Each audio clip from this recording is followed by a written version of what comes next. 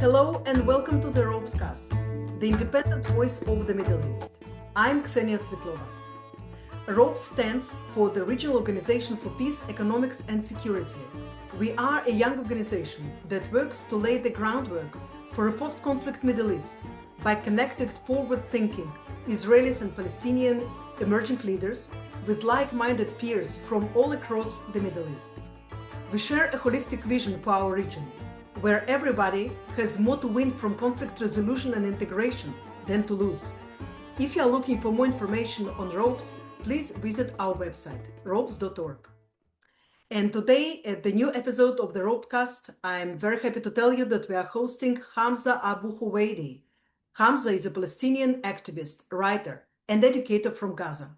He works to challenge extremism and promote dialogue between Muslims and Jews. A former political prisoner under Hamas, Hamza's personal journey took him from radicalization to peace advocacy, leading him to dedicate his work to exposing the human cost of ideological warfare. His writings, his social media activism combine lived experience with sharp political analysis, focusing on Palestine, Israel, anti-Semitism, and the future of peace and coexistence. Dear Hamza, thank you so very much for joining us today. And I have to admit, I'm a huge fan of your reports on social media, specifically on X, but also on other medias. So how have you been? Thank you. It's actually quite great to be here with you today. I'm relatively good, with the news that we are hearing here and there, the situation in Gaza, the West Bank, yesterday's the news about Sydney. It's all too much to handle, but we are trying. Hamza, please tell us a little bit about yourself beyond, the official bio. For example, where in Gaza were you born? I visited Gaza quite a few times when I was still allowed to do that until 2007. So as you imagine, a lot has changed basically since then. Please go ahead. Yes, so I was born in Gaza City in Al Rimal neighborhood, which is quite close to Al Shifa Hospital. Probably the audience heard a lot about Al Shifa Hospital during the past 2 years. So I grew up in this area that is, can say, I don't know if this is an accurate description, but one can say the Beverly Hills of Gaza, like in Gaza's terms, of course.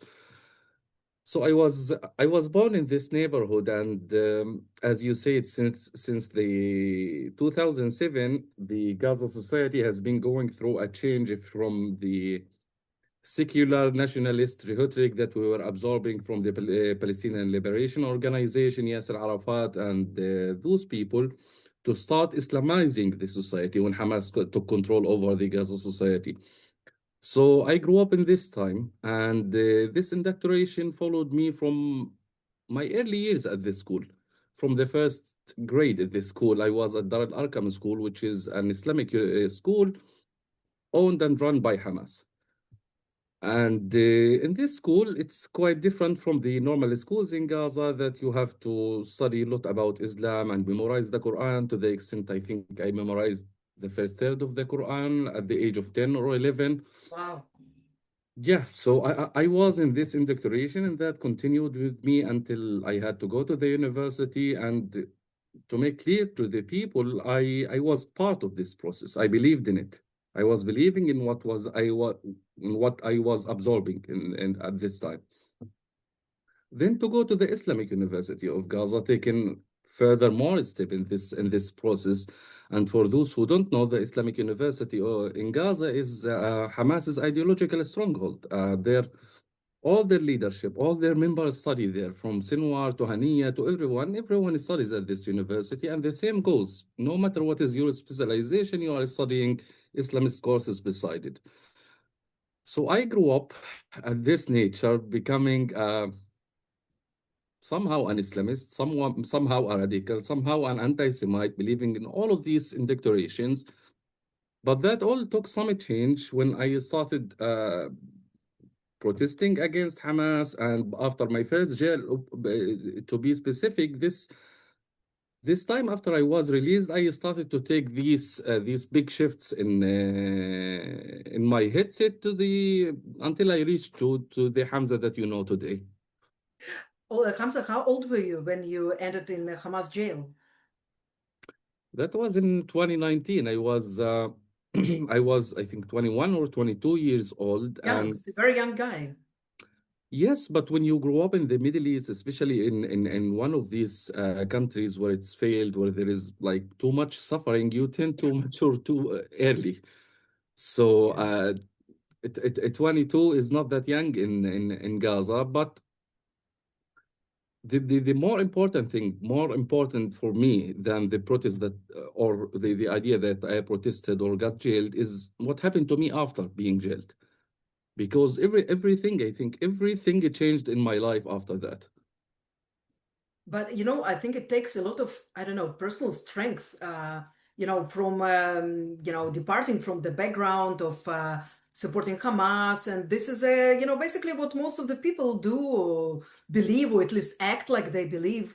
And to depart from that and then start to protest against Hamas, how did that happen? That actually, so in my studying at the university, I was seeing, because when you are at this university, most probably you will be invited to join Hamas. And I myself, I was invited more than once, but I did not accept this invitation. And I was looking with my own eyes at the people who are joining Hamas one by one, including my personal friends, one by one are joining Hamas. And many of them were not Islamists, actually, were not jihadists.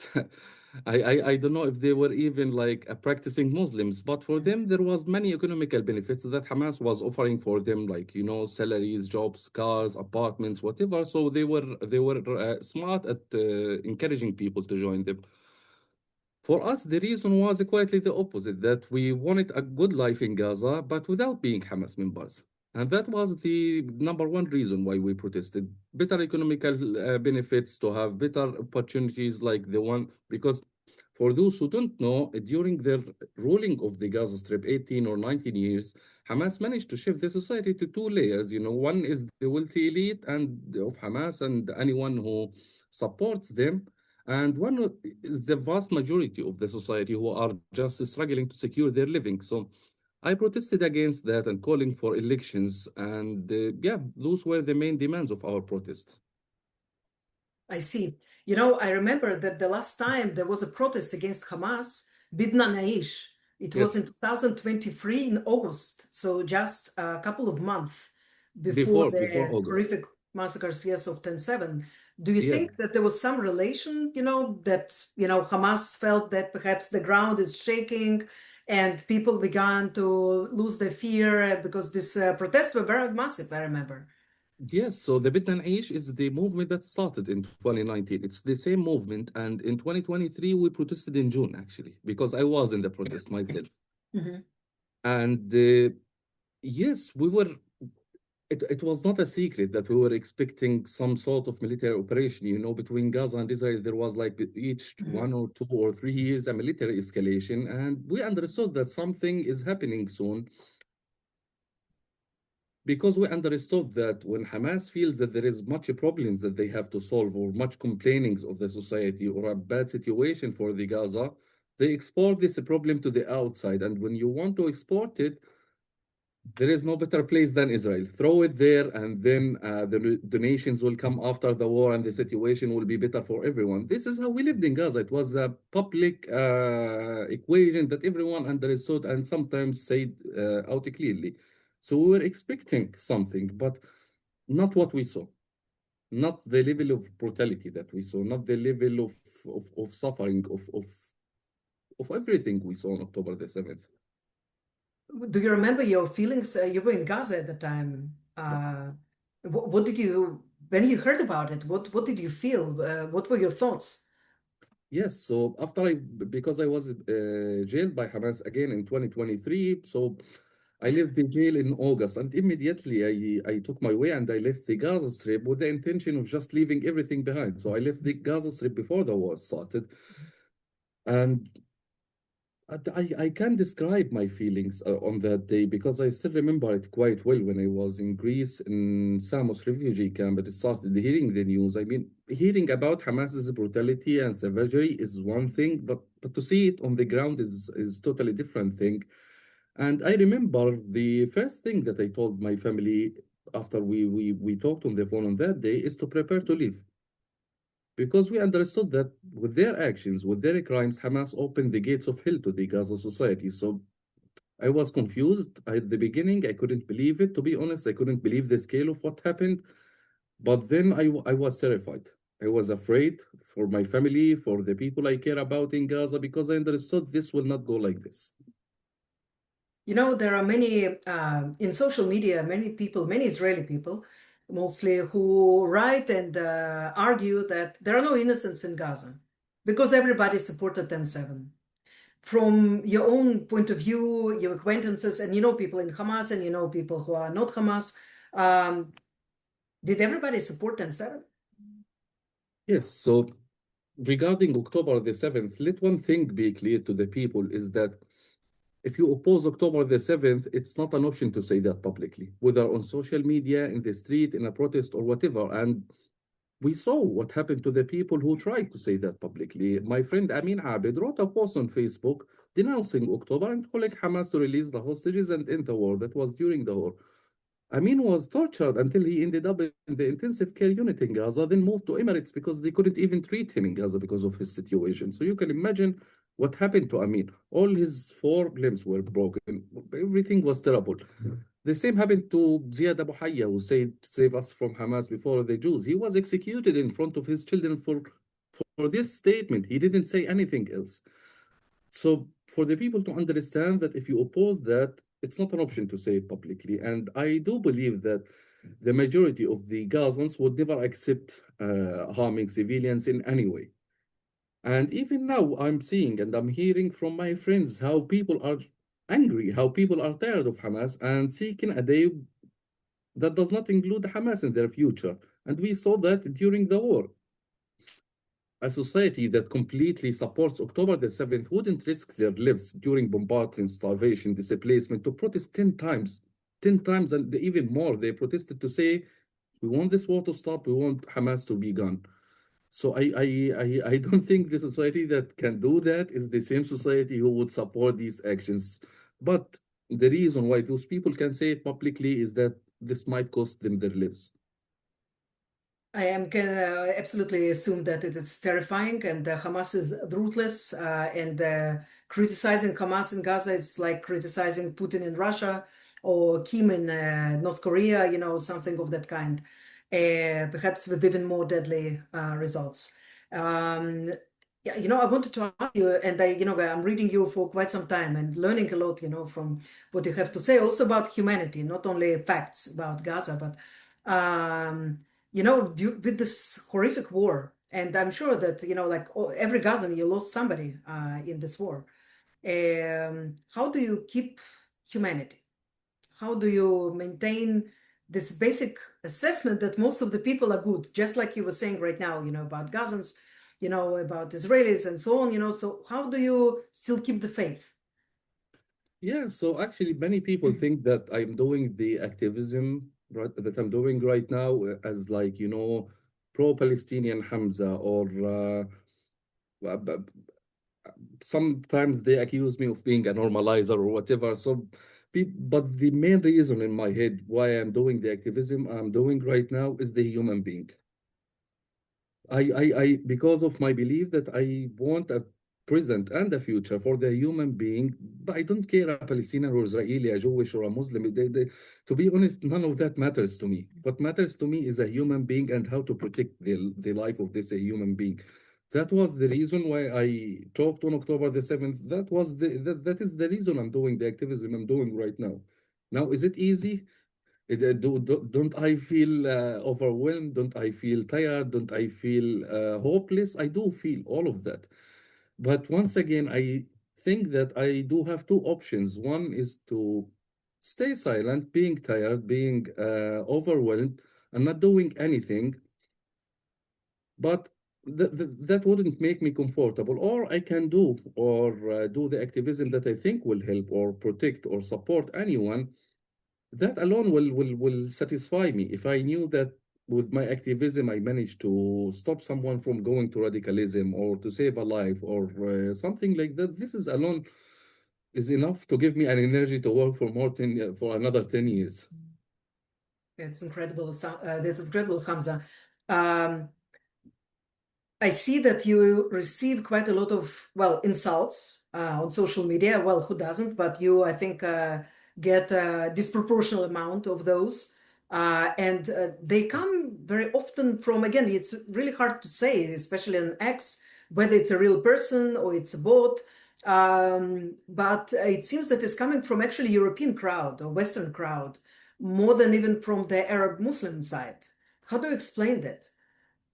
Yes, it's actually mostly actually Western. I can't remember much from the Arabic word because we have this huge part of the Western society who is now acting as the policeman for the Palestinians. They are defining what a Palestinian means or how to be a Palestinian, how to do your activism as a Palestinian. And once you go out of this circle, you are a less Palestinian or you are no longer Palestinian. This Western society who is interested in what's happening in Palestine and Israel, not because of the Palestinian question itself or the Palestinian-Israeli conflict itself, but this a view of seeing the conflict in Palestine, Israel as part of the not finished imperialism or colonization. So they are seeing it as a colonizer and a colonized people. So this understanding for them gives them another dimension of how to think of this conflict. So for them, you have to participate in the cult of BDS. You have to advocate for the so-called armed resistance. And once you start opposing, criticizing any of that, you are a less Palestinian. And that's what's happening to me, actually, because I'm trying to break the taboos for my society. It's not only activism, but I want also to break the taboos for my society, the taboos that I believe are holding us back. So this is one part. Another part of those who are attacking me, who are pro-Netanyahu, Knesset guy, crazy people from the Messianic movement Yeah. who want a Palestinian peace activist to reply whatever they are believing in. They want a mirror, someone who says whatever they are thinking of. And I'm not doing any of that. I I believe that to be a peace advocate, at the first place, you have to be honest with yourself and with the audience that you are talking to. And it won't happen. It won't happen with hypocrisy and to repeat whatever people want. It's to annoy them with the uncomfortable truth, with the bad actions from the Israeli and the Palestinian societies. Well, I think that, you don't fit their frames. Everybody uses frames all the time, when they want to depict who is the typical Palestinian, who is the typical Israeli. And since you are not doing what is expected from, by people who have stereotypes or bias, then you are basically, something that they cannot understand. How can it be? And I see that, there's a lot of these reactions are coming from people who basically for the ultra right wingers in Israel, it would be comfortable if you would be saying, yes, Hamas, Mukawama, that's great, and we will fight till the judgment day, and whatever. Because then you can justify the continuation of the fight, and you say, well, everybody there supports jihad and so on, but. And the same goes for the Westerners, which is actually, we are recording this podcast with you the next day after the massacre in Australia that took 16 lives of innocent human beings who were celebrating, Jews who were celebrating Hanukkah peacefully at the beach. And you still see a lot of, for example, hashtags like 48 that allegedly has to imply something about I don't know, guilt of the Jews who are not, mostly of them and are not even Israelis, to whatever happened in 48 and so on. And I'm just wondering, like, how long are we gonna, continue this conversation, and not talk about, things that shape our life today. I understand that, for many people, 48 still, shapes their life, of course, but radicalization and conviction of somebody who supports ISIS, that you can take a gun and you can go for whatever sake. I don't think that he was thinking about 48. This person, he's Pakistani by origin, or about Palestine in general. He was thinking about killing Jews. So how do you switch the conversation? How do you, like, make people talk about what is happening right now with the lives and how you can shape it. Yeah, so actually those are many questions, but I want first to go back to the horrific attack, the anti-Semitic attack that we saw in Sydney, because I confirm what you said, and I also myself saw many posts actually online, uh, uh, yeah, this is defending Palestinians, this is supporting Palestinians. Some people taking some photos of one of the rabbis, I don't know where. And I saw this rhetoric of trying to say that the terrorists did that for the Palestinians or something like that. Let me be out clear that there is no political cause, there is no moral cause, there was no anything that can justify such a horrific terrorist attack. We are doomed. We are really doomed if we are accepting the killing based on identity, based on ethnicity, based on nationality. We are doomed if we are believing that. We are in 2025 and we are still talking about that. Don't, Palestine will never be supported by terrorism. Actually, it will undermine it. It will undermine Palestine itself. It will undermine the pro-Palestine movement itself. So I don't want anyone to do terrorism in my name, in my country's name. So I'm sorry, I'm a bit angry because I hate this backdoor. So for the people who are doing terrorism, and whenever something happens, they take the card of Palestine and Israel, and then we should say that's okay. No, it's not. It's a horrific, disgusting terrorist attack, and it should be unequivocally condemned, actually. So this is one thing. The second thing about the 48 that you mentioned and the Nakba. There is no wonder that many injustices have, including the displacement of the Palestinians. This is not something that I do support, but to go actually for the meaning of the word Nakba, this word was first used by the Palestinian writer Zarek, who did the book about the Nakba. And if you looked at that book, how many times do you think the word refugees was mentioned in this book? And the title was the Nakba, and he was the first one to use this word. How many times do you think? It was only used once in this book. For one time, he mentioned, because the Nakba, the idea for him was the failure of the Arab states in building a good, prominent state. That was the meaning of the Nakba, the defeat that happened. That we should have learned from that how to build a state, not to continue looking at 48, because even the right of return itself, the 48 thing, in my opinion, it's a legitimate, it's a justice right, but there is no realistic view or way to apply this right today. There is no realistic view on how to get 7 million people and throw them in Tel Aviv and say, we solved the situation. This right should be addressed in different ways that can be done today, with the resettling these people, financially compensating them or whatever. So there is realistic ways to how And to integrating them in the future state of Palestine. exactly this. We have to integrate them there, or even in the countries where some refugees are living, because we saw Yeah. a great example of that in Jordan, but we saw terrible examples in Syria and Lebanon. Yeah. Palestinians there still don't have documents until now. Yeah, this is appalling. And again, goes back to this twisted system that was created since 1949, the UNRWA, that is very much debated in Israel, of course, in the Western world. You probably had many encounters with UNRWA, so what does UNRWA means for you, when you're looking at this institution that exists for such a long period of time and it wasn't supposed to be like this? An exceptionalism in a way, that is not acceptable in any other place on the earth. How do you feel about that?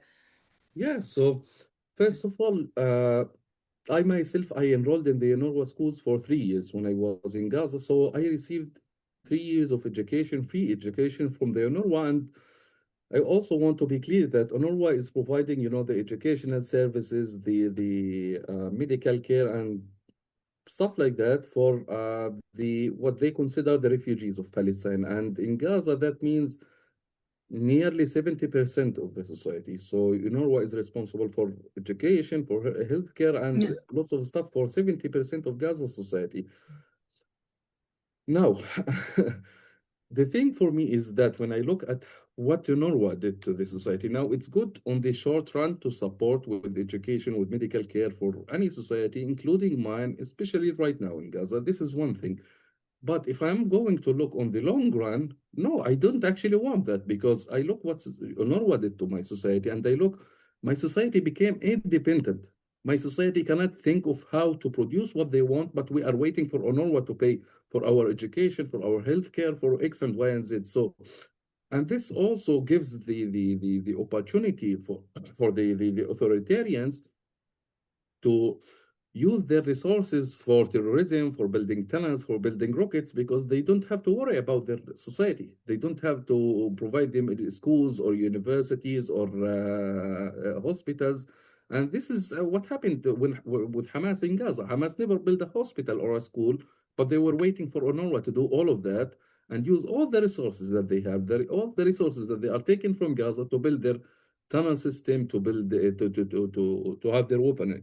So I hate that. I hate that, and I don't want to see my society like a homeless society who is waiting for someone to pay for them. No, I would be extremely happy to see my society on the top of the achieving societies, building and manufacturing. This is the second thing. And the third thing about UNRWA, as I mentioned, the refugee problem, which is, as I said, legitimate and right one, a just one, and should be addressed in different ways. And as you said, it's not also an option to give this exceptionality for the Palestinians. That also happened with the Arab leaders who were like, Abdel Nasser, who did a legislation for the Arab countries not to give the nationality for the Palestinians because they didn't want them to integrate into any other society. We have to be a problem, and this is us. Everyone is kicking us out. Everyone doesn't want the society to move, to integrate, but they want us as a persistent problem to Israel. That's it. We are defined by being endless victims of Israel, or by being the quote unquote freedom fighters. We don't have a third option. It seems that the roles have changed because the Arab countries, at least many of them, they don't want this anymore. They don't have this goal anymore. Not Saudi Arabia, not UAE, not Egypt, not Jordan, not Morocco. But it seems that many, again, who claim that they are pro-Palestinian in the West, that's what they want.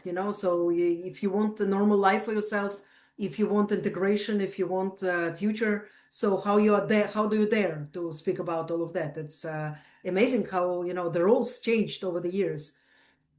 Yes, I mean, the good thing is happening with the Arab countries because of the change that we saw during the past 10 years, let's say, in these countries. I mean, in the Gulf, they moved from the Wahhabi and from exporting radicalism to the world to now being a model of moderation.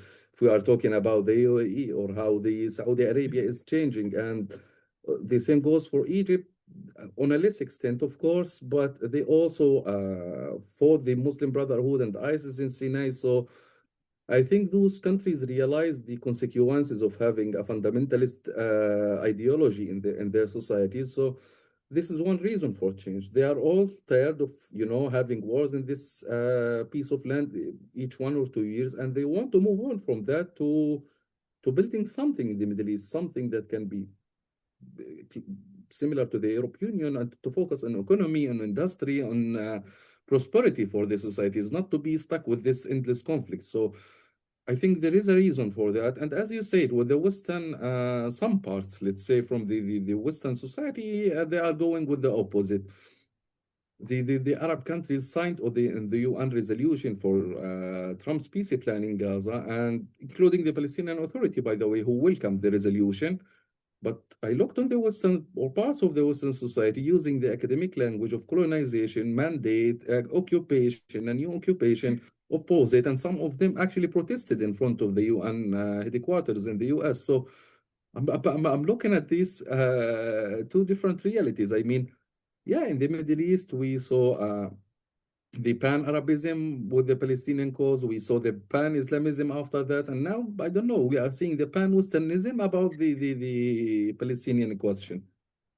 Oh, we started to speak about the Arab countries and their role. So, two questions to you about that. First of all, how do you assess the role of, the leading Arab countries during the war in Gaza? Their attempt to supply the humanitarian aid, their attempt to also, their efforts to stop the war and so on. And second, it's the question about the fight against radicalization. What do they need to do to counter? Because I do not believe that it's, purely Palestinian problem or Lebanese problem, or, it's a regional problem that we have to basically fight within together. So, but that's the second part. And the first one is about during the war in Gaza. And I will ask you soon to give an update about what's going on the ground in Gaza. It's important. Yeah. So how do you assess their role? Yeah, I mean, talking about the Arab countries, I think we should address them country by country or a group by group, because I don't think there is one dominant opinion among them. I mean, if you are talking about Saudi Arabia, I mean, they provided the Palestinians with tremendous political support, diplomatic support, especially with the recent recognitions of Palestine, because it was majorly Saudi efforts actually behind that. It was public. The same goes also for the humanitarian aid, because they were very generous with us with the helping the Palestinians. Emirates, it's the same actually. I mean, the most country attacked by the Middle East or somehow despised because of the normalization with Israel or being sidelined, it actually provided the Palestinians with at least 45% of the total humanitarian aid that Gaza received. Wow. Mm-hmm. So they accounted for almost half of all the humanitarian aid that entered Gaza, and they used the relationships that they have because of the Abraham Accords to influence Israel and send more aid, because they were having the most or the biggest influence in Gaza and the biggest opportunities to distribute aid, whether on the ground or with the airdrops. So their Abraham Accords, their normalization agreements with Israel helped with doing that. Now, if you are asking about countries like Qatar or others, I don't think this is the same, because for those supporting the Palestinians means supporting Hamas, whether financially, diplomatically, and we are seeing that even right now, because they are still trying to campaign to go to phase two with Hamas still on the ground, so Hamas can be part of the future of Gaza again. They are trying Is to that do. what you hear on Al Jazeera, for example? Is that the messaging? Yes, Al Jazeera is continuing with their amplification of Hamas, with doing the propaganda that everyone should oppose disarming Hamas, and trying to give them this space. And the same goes even diplomatically with Qatar, because I'm following with what's happening on the news, and they are insisting to start the phase two right now, despite the fact that Hamas is still controlling at least 48% of the Gaza Strip. So this is the second thing. Now, to talk about the situation on the ground in Gaza, what's happening in Gaza right now is, I don't know if we can name it two-city solution or whatever, because we are seeing 52 or 53% of the Gaza Strip controlled by Israel, and this piece of land, the 53, you have 5 to 6 Israeli-backed militias, and you have the rest of the land controlled by Hamas.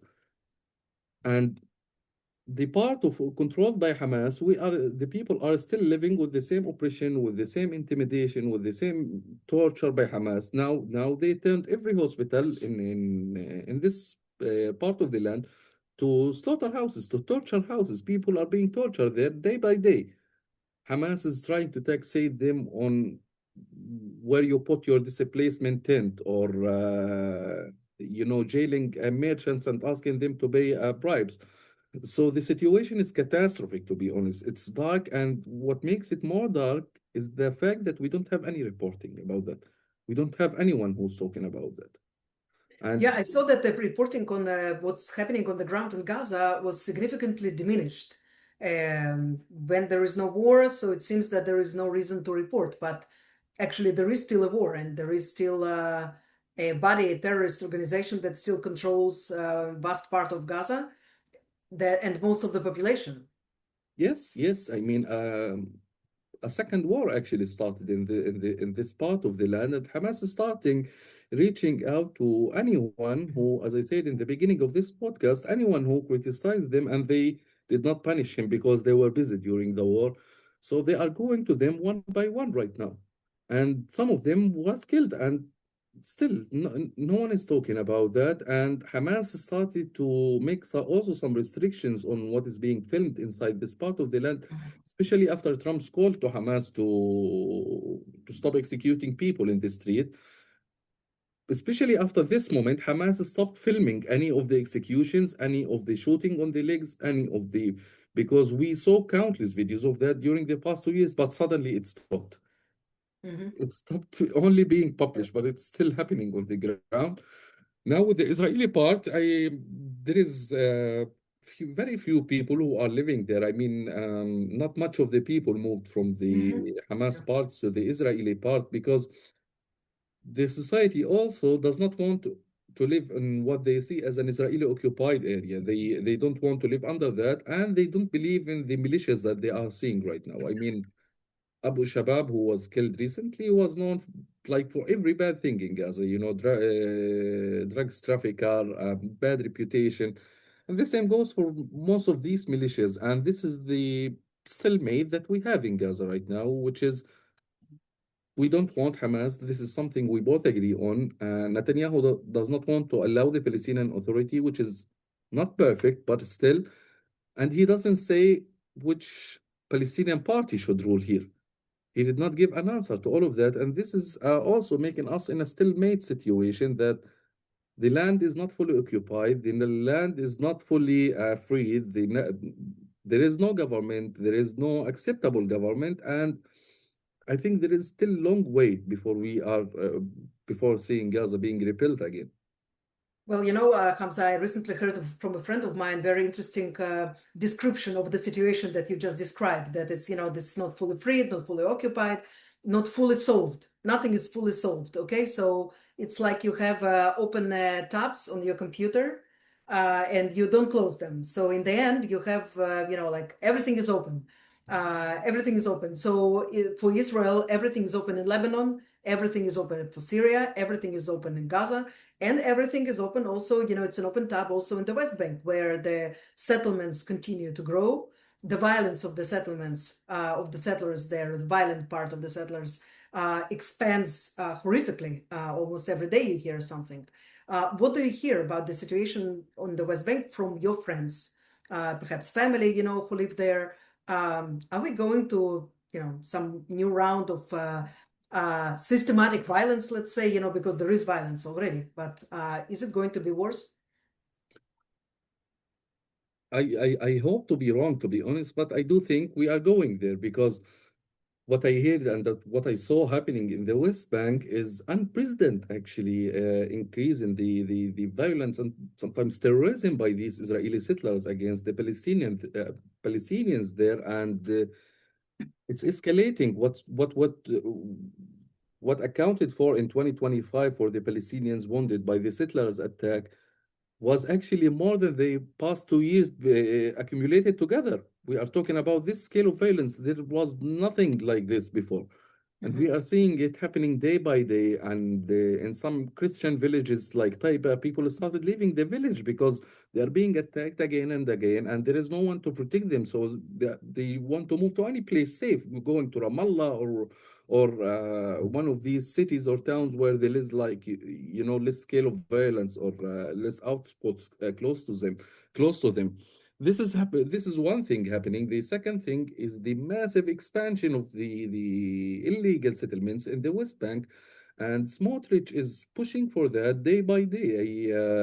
He wishes to even push that to Gaza, but now his efforts are focused on the West Bank. And he's clear about his intentions behind building these settlements, which is to block the road to a Palestinian state. When Palestine, if one can say, secured some winning of getting these new recognitions, Smotrich immediately replied with authorizing more and more illegal settlements, especially in the E1 area that connects Jerusalem, I think, and Nablus, and making the idea of a two-state solution harder and harder to achieve. This is the second thing. And with the settlers attack, the problem is what we are seeing of nearly total impunity, actually, by the government, because they are not being accounted, they are not being held responsible for the crimes that they are committing. And this is the reason why I said I think it will continue. because there is no real consequences for those settlers when they attack the Palestinians. Sometimes Yeah. actually they are supported by The parts of members the of the army. government do not call them terrorists, which they would do if the same actions would be done by Palestinians against Israelis. Exactly, exactly. I mean, Palestinians in the West Bank get killed if they sometimes if they throw some stones, and we are seeing the those terrorist Israeli settlers burning homes, burning cars, burning farms, destroying vehicles, destroying the olive trees for the Palestinians. And what happens? No one gets arrested. Even when international activists came to support the Palestinians during the olive Yeah. harvest or season, they were attacked by those settlers. And this also increased during the olive harvest season because this is also a season for violence, and they started attacking whatever they could from Yeah. Palestinian lands or farmers. And the olive harvesting is very important for the Palestinians as a main source of income for those farmers or those locals, especially that we are talking now that the major sources of income for the West Bankers are the West Bankers working inside Israel, and this is not allowed after October the 7th, and the tax revenues for the Palestinian Authority, which is blocked by the Israeli Yeah. government. To be Yeah. specific, Smotrich also. So there is no many sources of income for this society, and it's on the brink of collapse. This is very scary prospect. We've been with members of the Ropes team in a solidarity visit to the Palestinian village of Karayut next to Nablus just a few weeks ago, and we saw with our own eyes the results of the settler violence, the burned olive trees. It was very painful to see those.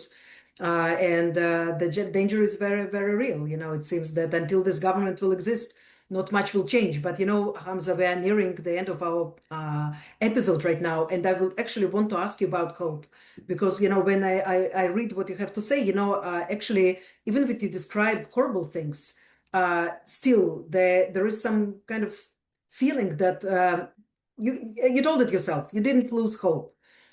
So I want to ask you, what is your vision for Palestine, for Gaza, and for the wider Middle East, you know, because in Ropes we are focused not only specifically only on specific elements of the conflict. We, of course, support. Oh, yeah, that's a thunder here. In Ropes, we support, of course, the resolution, just resolution, and peaceful resolution to the conflict based on the formula of the two-state solution. But we also, you know, support very much integration of both Israel and the future state of Palestine in the fabric of the Middle East. We believe that it's actually the only way that things can work right now. You know, so it's important for me to hear from you. How do you see this issue of regional integration? Again, not on the expense of anybody, but together, side by side. Yes, exactly. I I think many good changes took place in the Middle East, talking before October the 7th. Many good changes happened, as I said, from radicalism, fundamentalism, exporting the Wahhabi ideology, X and Y and Z, to somehow more moderate Middle East. And I think this is the way forward, is to have an open market Middle East where democracy has some existence, because still in many in most of the Middle East, actually, the vast majority of the Middle East, it does not exist. So my vision includes a free democratic Palestinian state that does not act as a proxy for the Iranian regime or any other terrorist regime, that is not sieged or occupied. And yes, I think this will make the idea of integrating the Israeli state in the Middle East more acceptable, because they tried the idea of integrating Israel without solving the Palestinian question with the Abraham Accords, and it showed some success, but it's still, this is it doesn't look like a solution. A better solution will start with having a resolution for the Palestinian question, and then to integrate Israel way better in the Middle East, because I also don't want some of these, called peace treaties like the one between Israel and Egypt or Jordan. I want an integrated Israel in the Middle East that can also help and benefit from the capabilities and the resources available in the Middle East, because I think we have tremendous capabilities from Israel's technology to the Gulf oil to many things that can make the Middle East in way better place actually. And young people. Our region is blessed with young people, which is more than any other region in the world perhaps can say about it. Exactly this.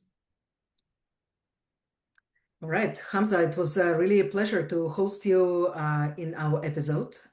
We wish you, first of all, safety, and we wish to meet with you in Jerusalem, in Gaza, in Europe, and to definitely keep in touch. And you inspire many people. Please continue doing that. Please continue keeping the faith.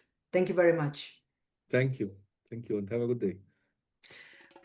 Our guest today for Ropescast was Hamza Howidy, Palestinian activist from Gaza.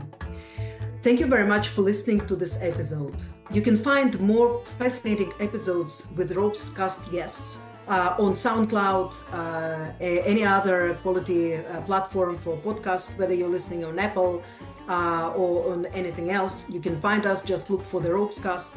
And if you want to support our work, you can do that on our website, ropes.org. Thank you very much for listening. I'm Ksenia Svitlova. Shalom and salam.